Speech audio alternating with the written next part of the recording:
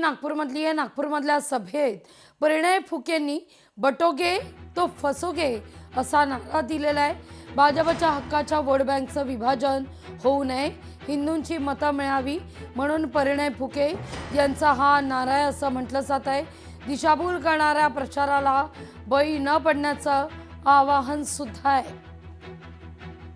2024च्या लोकसभेच्या निवडणुकीत सांगितलं होतं कटोंगे तो बटोंगे, आणि जर या लोकांना जर आपण मतदान दिलं, चुकीने तिथे काँग्रेस, कारण हे निवडून येऊ शकत नाही, चुकीने तिथे काँग्रेस निवडून आला तर आपल्या प्रभागाचा विकास होणार नाही।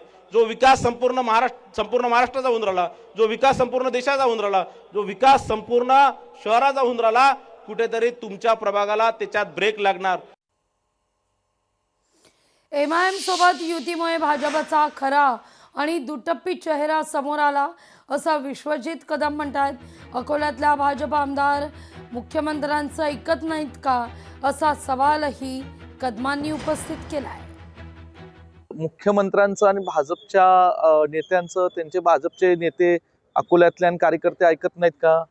म्हणजे भाजपची ही दुटप्पी जी भूमिका आहे, एकीकडे म्हणायचं की अमुक जातीचा अमुक धर्माचा महापूर आम्ही होऊन देणार नाही, आणि दुसरीकडे त्यांचेच भाजप पक्षाचे कार्यकर्ते नेते आज अमुक एका पक्षाच्या जे विशिष्ट जाती धर्मातल्या लोकांचं नेतृत्व करतात, त्यांच्याबरोबर मांडीला मांडी लावून त्या शहरातली महानगरपालिकेची निवडणूक लढतात। म्हणजे भाजपचा खरा चेहरा दुटप्पीपणाचा हा त्या प्रसंगातनं आणि भाजप आणि एएमच्या माध्यमातून झालेली युतीतनं दिसून येतोय। छत्रपती संभाजीनगरमध्ये पोलीस हाय अलर्टवर आहेत। पालिका निवडणुकीच्या पार्श्वभूमीवर पोलीस अलर्ट आहेत। शहरात अनुचित प्रकार घडू नये याकरता रूट मार्च काढण्यात आलेला आहे।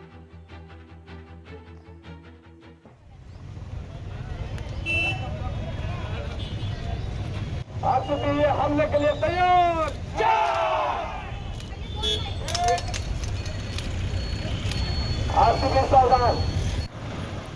वेदांनगर पोलीस स्टेशन व उस्मानपुरा पोलीस स्टेशन यामधील सर्व एरियामध्ये, सर्व परिसरामध्ये रूट मार्च घेण्यात आलेला आहे। निवडणुकीच्या धर्तीवर जे आहे पोलिसांची स्ट्रेंथ दाखवण्यासाठी सदरचा कार्यक्रम, सदरचा रूट मार्च हा घेण्यात आलेला आहे। आमदार चित्रा वाघ यांच्याकडून सरकारचं कौतुक आहे। 50 वर्षाचं स्वप्न होतं ते पूर्ण झालं। नवी मुंबई ते मुंबई असा 2 तासांचा प्रवास 20 मिनिटात होतोय असं चित्रा वाघ म्हणताय। ज्यावेळेला देवाभाऊ मुख्यमंत्री होते, पर्यावरण मंजुरी आणली, JICA कडून कर्ज आणलं, टेंडर निघाले, 2018ला तर काम सुद्धा सुरू झालं। भूमिपूजनही आदरणीय प्रधानमंत्री नरेंद्र मोदीजी यांच्या हस्ते झालं।